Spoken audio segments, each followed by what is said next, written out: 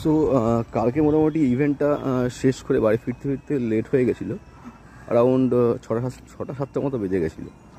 তো তারপরে আর রোদে কাজ করে মাথাটা প্রচণ্ড যন্ত্রণা করছিল, তারপরে আর কোনো শ্যুট করতে পারিনি। তো জাস্ট স্ট্রেট এসে শুয়ে পড়েছিলাম।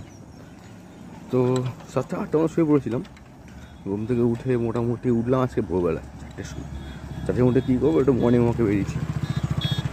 আবার মর্নিং ওয়াক করতে বেশ ভালোই লাগে, খারাপ লাগে না। অ্যাটলিস্ট পাখির সাউন্ড তো এখন আর পাওয়া যায় না। সকালবেলা ওয়েদারটা বেশ ভালোই লাগে, মোটামুটি পুরো রাস্তা ফাঁকা থাকে, অ্যাটলিস্ট ধুলো তো থাকে না, তাই হাঁটছি। বেসিক্যালি আমার হাঁটতে বেশ ভালোই লাগে। রোজদিন তো ভোরবেলা ওঠা হয়ে ওঠে না, যেদিন সুযোগ পাই উঠে যাই, একটু হাঁটি।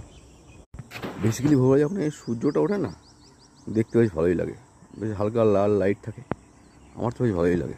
যদি বলি সো ভিডিওটা স্ট্যাটাস হচ্ছে almost done. So I hope by 8:15 আজকে ভিডিওটা আপলোড হয়ে যাবে। সো আপলোড হয়ে গেলে জানাচ্ছি। গুড মর্নিং সবাই।